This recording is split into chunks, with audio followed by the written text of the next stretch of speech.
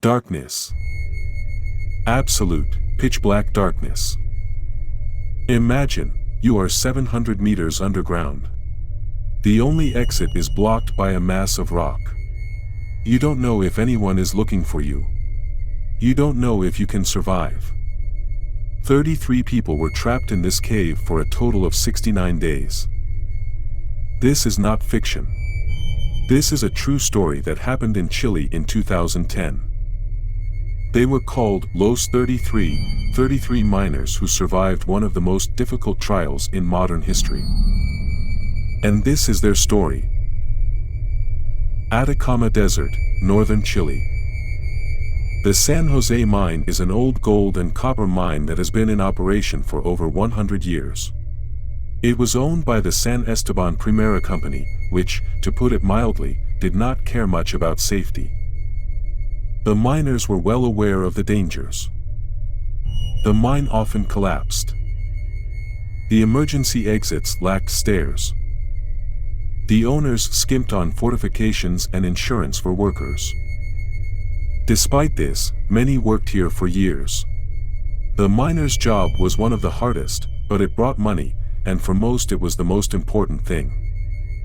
On August 5, 2010, 33 miners descended into the mine, just like they did every day. Little did they know that it would be the most terrifying day of their lives. The day was ordinary. Work was going according to plan. Suddenly, around 2 p.m., the mine began to breathe. First, a dull, barely audible crackling sound. Then, vibrations underfoot. And suddenly, a loud rumble, like an earthquake. Within seconds, the entire tunnel shook. People rushed to the exit. But it was too late. 700,000 tons of rocks blocked the only way up. Darkness. Dust. The dull thuds of rocks falling from a height. When the dust settled, they realized the terrible truth: they were stuck underground. They survived in total darkness. They had food supplies of 18 cans of tuna, some milk, a few packs of cookies. There was water, but not much of it either. No connection to the outside world. People were panicking. Some were screaming.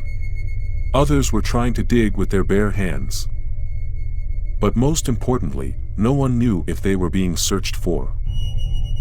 Then the shift leader, Luis Ursuya, took control of the situation. He calmed the people down. He distributed supplies, 1 spoonful of tuna per day and 1 sip of water. He organized a clear schedule: sleep, work, socialize, pray. Gradually, panic gave way to anticipation. On the surface, authorities and rescuers began drilling. The problem was that the mine was 700 meters deep, and no one knew exactly where the miners were. Every day without news reduced the chances of rescue. A week passed. Then another. Many no longer believed that the miners were alive. And suddenly, a miracle. On August 22, 17 days after the accident, the drilling rig drilled a narrow hole in the rock. When the drill was pulled up, it had a note on it. "We're all 33. The world held its breath.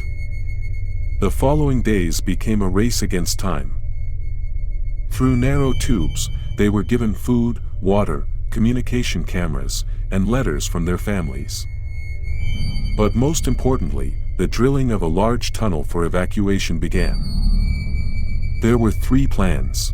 Plan A, drilling using the traditional method. Plan B, using a powerful American rig. Plan C, an oil rig. While the miners waited, their condition worsened. Many began to suffer from depression, anxiety, and hallucinations. However, hope did not fade. And then, on October 9, 2010, the drill reached the miners. This meant one thing: they would soon be free. Operation Phoenix, 33 returns to life. October 13, 2010. The first miner climbs into the Phoenix 2 rescue capsule. The doors close. 20 minutes later, the capsule rises to the surface. The first to be rescued is Florencio Avalos. He is greeted as a hero. One by one, the miners emerge. Each exit brings tears, hugs, and shouts of joy. Luis Ursuya is the last to emerge. 33 miners. 69 days underground. All alive. They were welcomed as heroes. The president of Chile invited them to his palace. The Pope sent his blessing. Hollywood made the movie 33 Foot about their story. But life did not become easier. Many suffered from post-traumatic stress disorder. Not everyone received the promised money. Some returned to the mine, others changed their lives. The San José mine never reopened. But their story will remain forever. And it proves, the human will is stronger than any disaster.